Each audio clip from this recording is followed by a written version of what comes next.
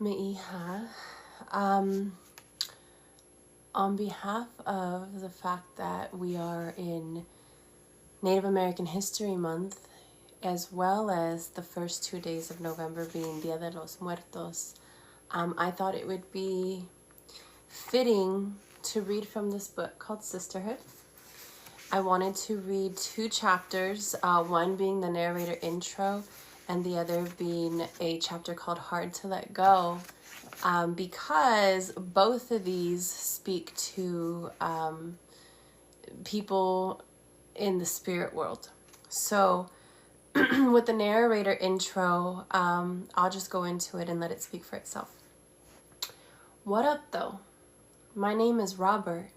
My homies used to call me Pleito because I was always getting into fights and shit. As much trouble as I like to get into, I also enjoyed learning and school. I secretly enjoyed writing essays and short stories in English class. I was a well-known gang member in the apartments where I grew up. Honestly, the apartment complex that I was raised in, man, it ain't no motherfucking joke. Making it out of the hood alive isn't in the cards for some of us. A grip of the homies will make it out in handcuffs. A few of the homies in residence will find decent jobs to get them by. As for myself, I didn't make it out the hood alive. I was gunned down by 2 of my bitch-ass enemigas July 16, 1993. July is when the streets start to get really hot in more ways than one. Know what I mean? I was active as fuck, too. So it was just a matter of tiempo before that shit caught up with me. I left my mom and baby sister Susie behind. I felt gacho in my last seconds of life because I thought I should have been the one to step up and take care of my jefita and hermanita. Instead, I was chilling in the calles and running amok. But from where I stand now, I can see that everything is happening as it should. I can't do too much for them from here. But I do keep an eye on my familia. When I died in 93, I was 3 months away from turning 17. I would have graduated high school in 1994 had I not been gunned down. And I mean it. I would have graduated unlike most of the homies who were too cool for school and dropped out. Enough about me though. I'm going to share a few stories with you about some events and experiences that went down with a few of the homies from the apartments where I grew up. The stories that I share today mostly take place after my death and revolve around a clique of homegirls who lived in the complex. Why do I want to tell you about this group of females, you ask? Because these girls are what are known as a product of the barrio. Despite the odds against them, these ladies made it out of the hood with much success. One of these girls is my baby sister Susie, and I'm proud as fuck of her, eh? When I speak to you about my baby sister and jefita, I'm going to try to talk about them as a narrator instead of a relative, so there's no confusion.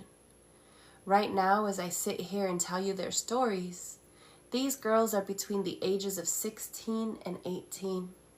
I'm going to share pieces of these girls' life stories from youth to the very end because, well, I know what happened. I seen it in the Hall of Records. Do yourself a favor, grab a seat, because shit's about to get real. Okay. And the next one that I want to read, this one is called Hard to Let Go. Miguel received a phone call. It was a man Miguel dealt with a couple of times named Javi, requesting some work. Miguel never had the best feeling about Javi, but they met through a mutual friend. This time, Javi mentioned 20 grand. Miguel agreed to make the trade. Miguel immediately prepped the work and loaded his car up with his merchandise. Miguel came back into the house looking for Miranda. She was sitting at the desk, doing homework. He stood at her doorway, admiring her for a minute. She looked up and shyly smiled. Miguel said, "Mija, you make this family proud." Miranda's smile got bigger. Miguel continued, "I know you're gonna go far in life, mamas." You may not have the same financial opportunity as any rich kid, but you have both streets and book smarts. It's what you can do with it that matters. Miranda replied, I know, carnal. Miguel said, Mira, I'm gonna go drop some work off to this man named Javi. I have his info written down on the table. If anything happens to me, I need you to share that info with Listo. Miranda asked, what the fuck you mean, if anything happens to you? Like what? Miguel replied, you know this job. It's dangerous, mamash. I'm just saying. Miranda insisted, well, let me go with you. I'll hold the strap. Miguel disagreed. No, mamash, it's a school night. I need you to stay home. I'll be back in a couple hours. Don't worry about me. Miguel walked up and gave Miranda a big hug. When he did so, Miranda felt what Miguel had been feeling. It was an uneasy feeling. After Miranda finished her homework, she sat in the living room waiting for Miguel.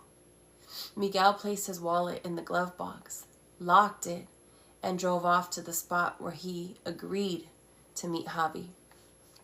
Javi was sitting in another car alone. He got out of his car with the suitcase at hand and walked up to Miguel's passenger door. He sat in Miguel's car. They briefly talked about business. Javi opened up the suitcase to show Miguel the money. They both got off the car to get the work from the trunk. Once the work was exposed, a man quickly hopped out of a dumpster. He was holding a handgun with a silencer attached to the barrel. He called the phone. When there was no answer, Miranda felt the worst feeling she had ever felt in her gut. She sat on the couch the entire night, staring at the front door. The time came for her to get up and get ready for school. Miranda headed over to the apartments to pick up Susie. Susie got in and hugged Miranda. Susie said, you look exhausted, mujer. ¿Qué pasó? Looking and sounding worried, Miranda quickly responded, I don't know. Susie asked, you don't know? Miranda repeated, I don't know. Miranda began to drive off. Susie said, you don't know about what? With a shaky voice, Miranda responded, Miguel. Last night, Miguel said he'd be home in a couple hours. He didn't come home at all. Miguel felt something before leaving, and he didn't say it, but it wasn't the way he looked and talked to me. When he hugged me, I felt it too. I don't know. I don't know where he is. I don't know who he's with. I don't know if he's alone. I don't know if he's okay. I don't know. Miranda's eyes watered up. Susie asked, have you tried calling him? Miranda replied, yes, I called him once. I don't want to keep calling because I just don't know. Susie said, I'll say a little prayer for him, babes. Miranda thanked Susie. They got to school and sat in the cafeteria. Miranda seemed so anxious and zoned out. The bell rang. The ladies separated to go to class. They met back up at lunchtime. Susie asked Miranda, have you heard anything from Miguel? With concern in her face, Miranda shook her head no. They walked to the car and headed home. When Miranda got to the gate to drop off Susie, she noticed a police car in the apartments. Miranda drove in and parked the car. The girls walked up to Miguel's mom's door. It was wide open. Lita and Anna were crying as the police were talking to them. Miranda walked in and asked Anna, ¿Qué pasó, ma? Anna gave Miranda a look with the gravest concern in her face. Miranda scrunched her eyebrows as she shook her head no, and Anna nodded her head yes as she continued to cry. Fighting back her tears, Miranda whispered, no, man, no. She walked up to Anna and hugged her tight. Miranda said, I'm sorry, ma. I'm so sorry. Me too, mija, replied Anna.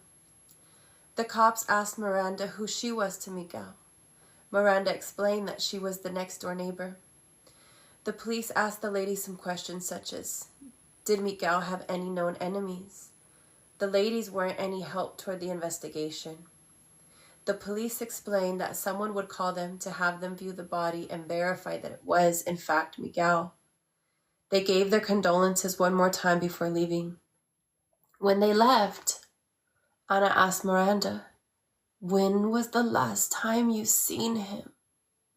Miranda said, he left last night and said he'd be back in a few hours, but he didn't come home. Ana nodded her head, then she asked, well, he didn't tell you where he was going?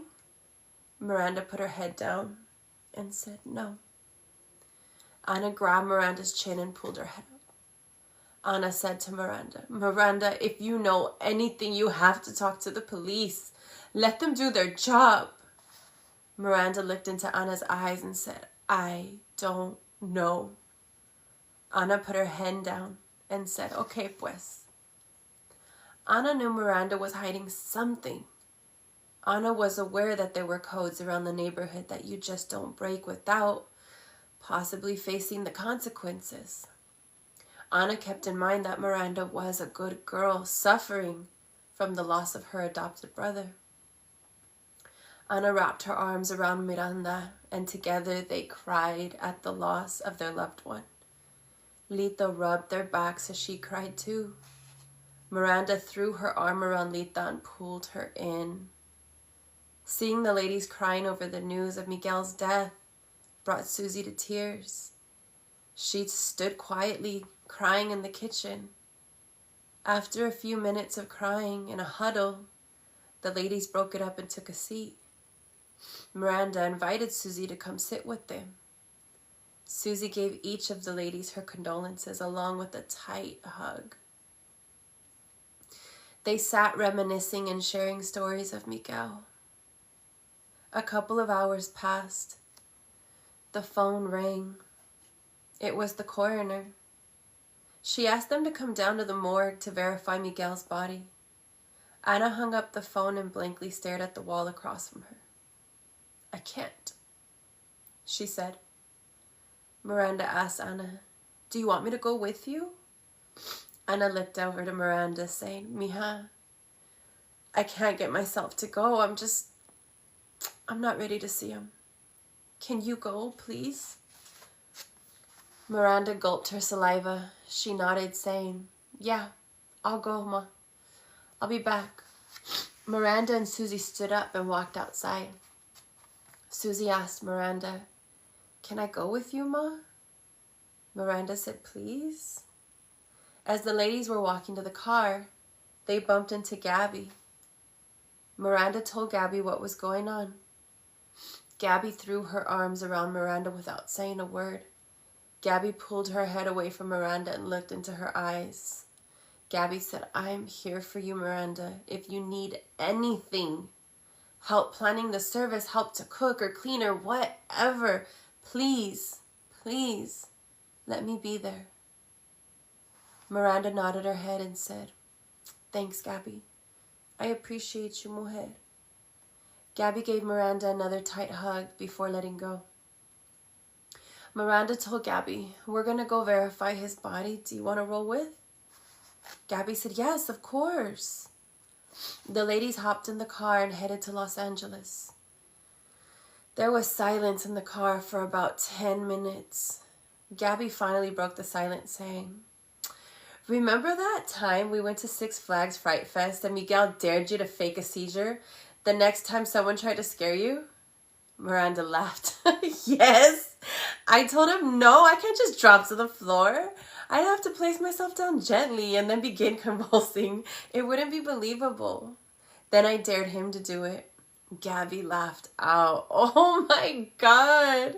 And he did it so clean. I'll never forget the look in the man's face when he thought he caused a seizure. He was so panicked, Susie added. And the way he laughed as he teased the monster when he stood up. The ladies laughed at that memory. Susie rubbed the door panel as she said, "Man, I'll always remember when he first got this car. He must have wiped it down with his special rag like 50 times a day. He'd sit in it, put his arms out the window, and pretend he was cruising. Then get out and start wiping it down again. That must have gone on for like a month." Miranda said, "Yep, I remember that. He used to watch this car drive by and say, 'I'm going to buy that car.'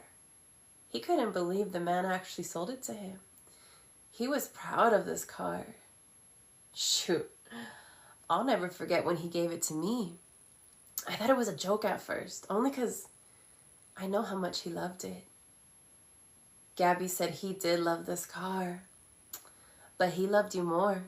He told me he didn't want you to take the bus to school because it was too dangerous. He's always wanted the best for you. I love how he's always looked out for you." The girls pulled up to the morgue. Miranda parked the car and took a deep breath before getting out of the lowrider. Susie squeezed Miranda's hand and said, "We're here with you, Ma. You can do this." Miranda nodded her head. They got out of the car and headed into the building. The girls explained their reason for being there. A man led them to the body. The man folded the sheet down to reveal Miguel's face. He asked, "Is this Miguel Villanueva?" Miranda's eyes grew wide when she saw the gunshot. The man asked again, "Ma'am, is this Miguel Villanueva?" Miranda nodded and said, "Yes, that's Miguel." The man thanked Miranda as he placed the sheet over Miguel's face. Miranda grew furious as she thought about the conversation she had with Miguel before he left. Miranda asked about Miguel's belongings. The coroner suggested they go through the police department. The ladies thanked the coroner and walked back to the car. Gabby said, "Man, was it just me or did that place feel creepy as fuck?" The ladies agreed. Susie said, "I would hate to work there, especially for a night shift."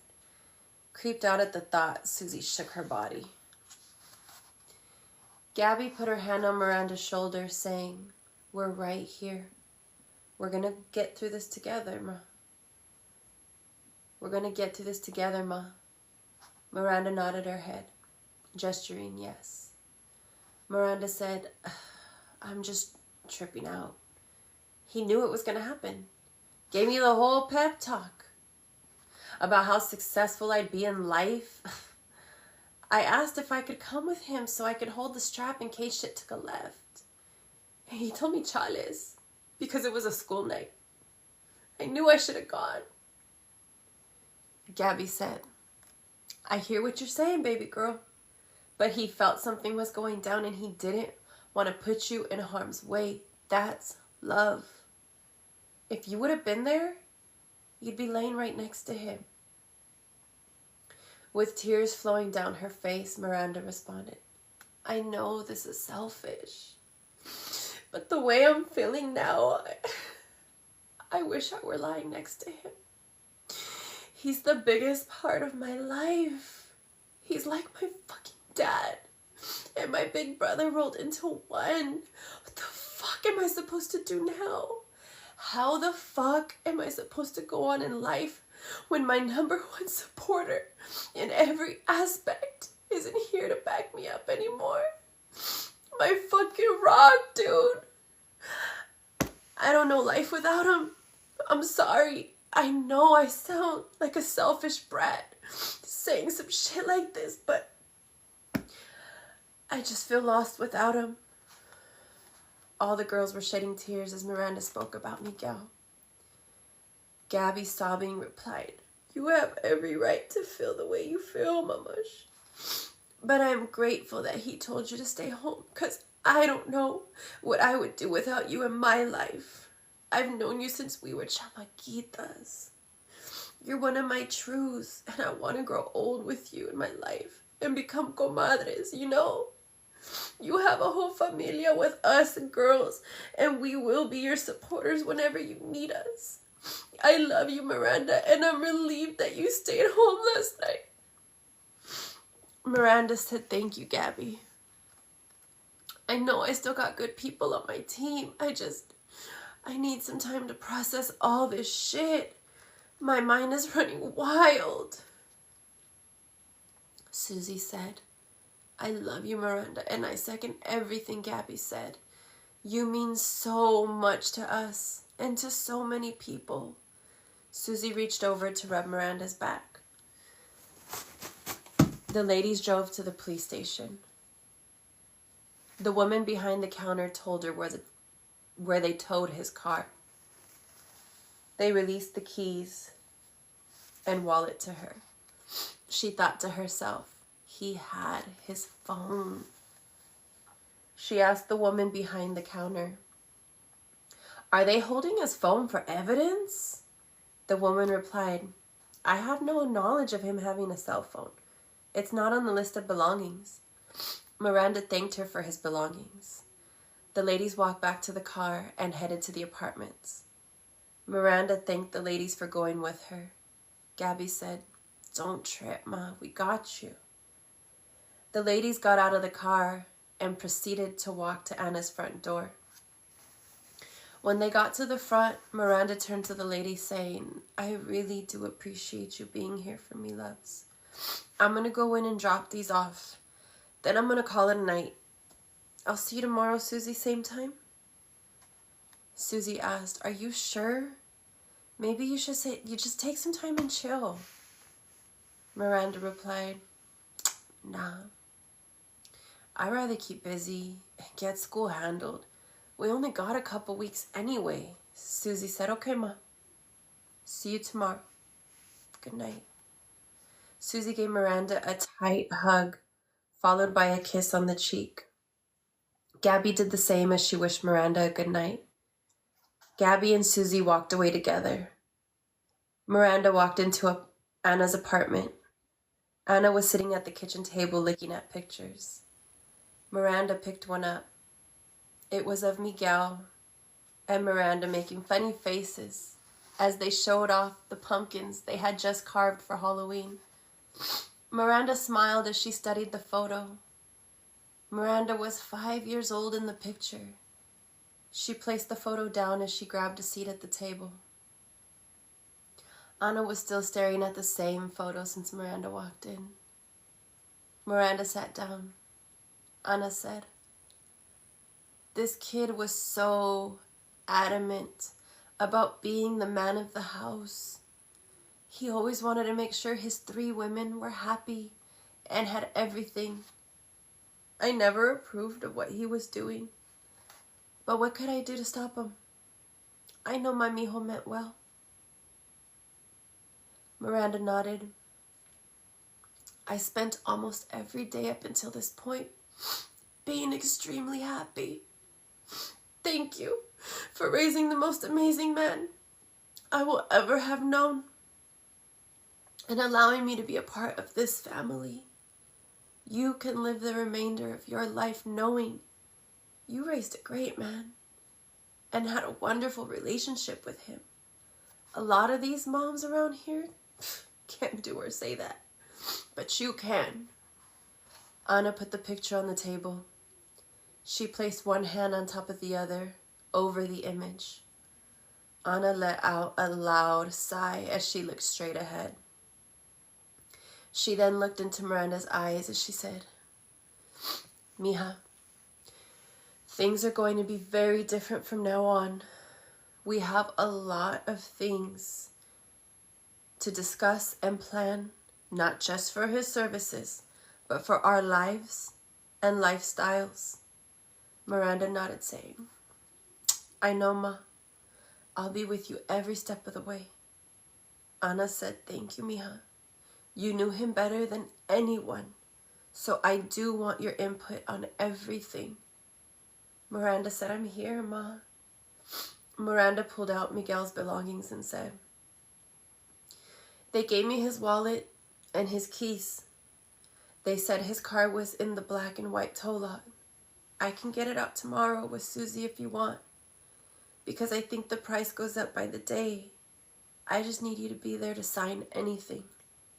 Anna agreed. That would be a great help. Just take it home and leave it there. Anna opened Miguel's wallet. There were $100 bills equaling up to $1,000. Anna handed it to Miranda, saying, "Here, use this." Miranda looked at the money and told Anna, "No, I just want his license. You keep that for whatever you need. I'll take care of the car." Anna's eyes squinted at Miranda. She raised her hand in the air as she said, "Otra! Mija! I hope you put that shit to rest. Look where it got Miguel. Don't get caught in that lifestyle too." Miranda put her head down. She defensively said, "I know. I'm not a big timer like that. I just sell petty stacks to normal Joes. I've only been doing it to pay for college. Mickey saved all my money so I wouldn't have to struggle with my student loans. I'm gonna be a doctor, Ma, not a dope dealer." Anna asked, "Mija, you want to be a doctor?" Miranda nodded her head yes. Anna looked up to the ceiling, smiling. She held her head proudly as she raised her arms as if seeing it written out in front of her and repeated, "A doctor." Anna looked over to Miranda, saying, "Mija, I hope you do it. I hope you do it and get far away from all this danger." Miranda nodded and said, "That's always been the plan. I already got accepted into college. But truth be told, danger can be any and everywhere, even at college. Ma, it's late, and you need a rest. I'm going to go to school tomorrow. When I get out, I'll come to pick you up so we can take care of the car. And we can figure out whatever else you need to do, okay?" Anna agreed. They hugged, then kissed each other's cheeks, said goodnight. Instead of getting rest, as they agreed, both ladies lie wide awake in bed, crying and thinking of Miguel. Miranda lay in bed crying. She had so many thoughts rushing through her head. One thought in particular made Miranda sit up straight. Miranda heard Miguel on his phone the night he passed away. When she collected his belongings from the morgue, there was no cell phone. Miranda walked over to her desk. Miguel had an app on his phone that Miranda set up for him in case he ever lost it. She logged onto the app's website. Miranda tracked the phone down to the last known location. She compared the address to the info left for Listo. It was the same address. Miranda decided to drive to the house to check it out. As she parked a couple of houses away, she noticed two guys walking out of the house. Wondering if one of them was Javi, Miranda thought of all the ways she could kill him. As she stared out of her windshield, she envisioned herself pinning her hair close to her scalp. She placed a nylon cap on her head, covering her hairline. Miranda then put on makeup, including fake lashes. She placed a wig on her scalp, made with short red hair, which barely reached the back of Miranda's neckline. After pinning the wig in place, Miranda was entirely unrecognizable. She wore skin tone nylons. She then slipped into a tiny black dress. She wore a long coat to cover her dress and put on fishnet stockings. Miranda glanced in the mirror, making seductive faces, then walked over to her desk. She opened the top drawer and pulled out a sharp knife and some medical rubber gloves. The blade was 11 inches long. She placed the knife and gloves in her boot. Reaching back into the drawer, Miranda grabbed 4 bus tokens. She stashed the tokens on the side of her boot in a zipper intended for looks. She grabbed some winter gloves and put them on. Miranda walked to her backyard with her boots and keys at hand. She locked the door behind her. Miranda stashed her keys in a bush, hopped the gate into her neighbor's yard, and tiptoed around their house. She was relieved when she reached the sidewalk with no one seeing her. She walked down the darkest streets. About 2 blocks into her walk, she sat on the curb, in the dark, to put her boots on. She kept the knife and gloves inside her right boot alongside her calf. Miranda walked to a bus stop 3 miles away from her house. She got off 2 miles away from Javi's home.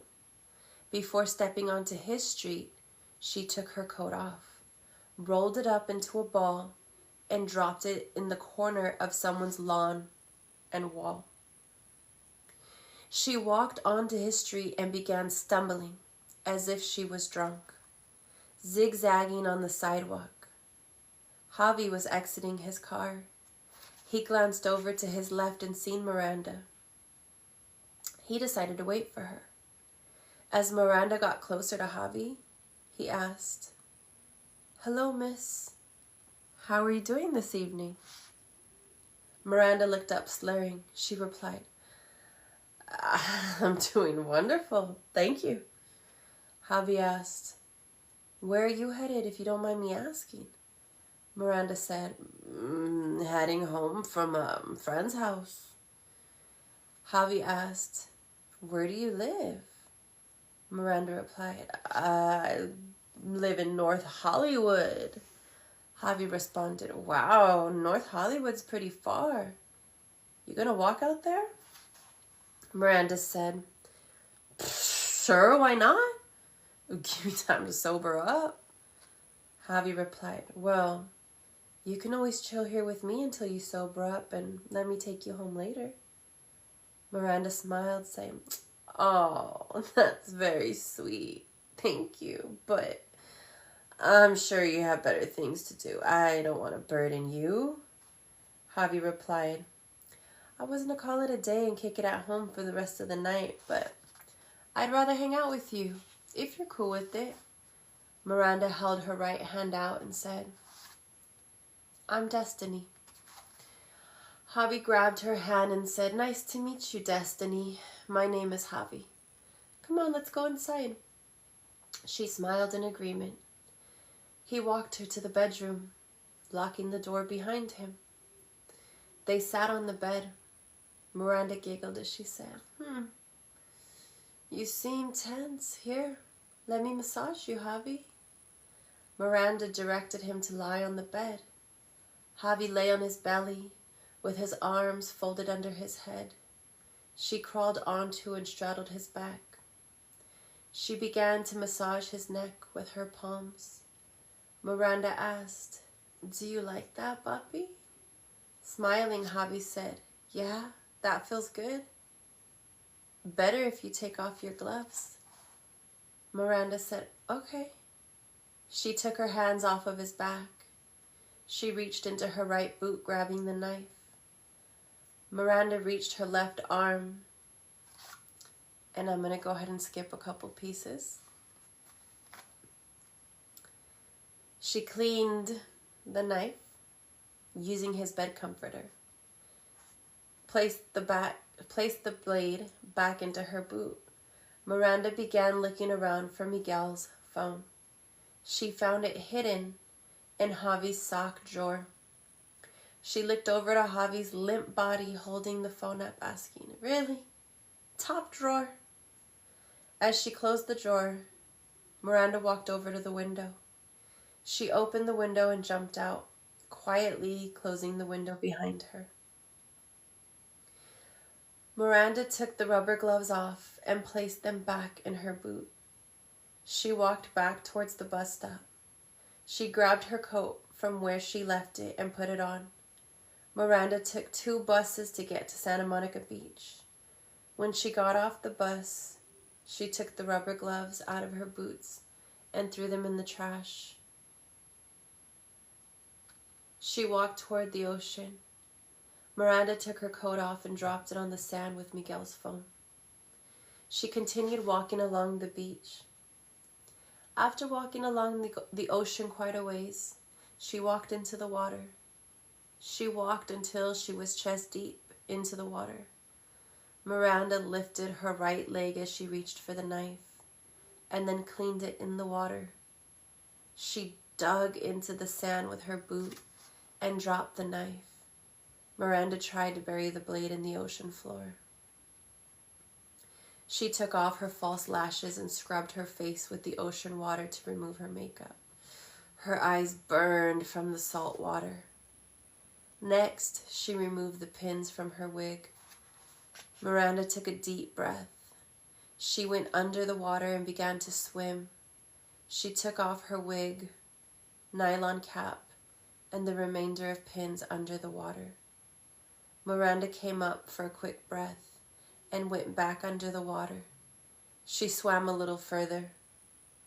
Miranda popped up and faced the extending ocean, placed her face in her hands, and sobbed. She asked for forgiveness as she cried. Miranda removed her boots. She then turned toward the sand and walked along the shore, up to her coat. Miranda picked it up, dropped the boots down, spread the sweater neatly against the sand, and sat down. She stared at the ocean as she talked to Miguel. Miranda cried, "I know it doesn't make things right. I know it's not going to bring you back to me. I'm sorry, Miggy." As Miranda sat there in the car imagining this, she heard Miguel's voice say, "Go home." Miranda gasped, looking over to the passenger seat. Miguel was vividly sitting there looking at Miranda. Miranda questioned his image. "Miguel?" Miguel nodded as he said, "Mija, you're going to be somebody important in this world. You have your whole life ahead of you. Don't worry about me. I'm okay." "You'll be okay too, Mija. Go home now.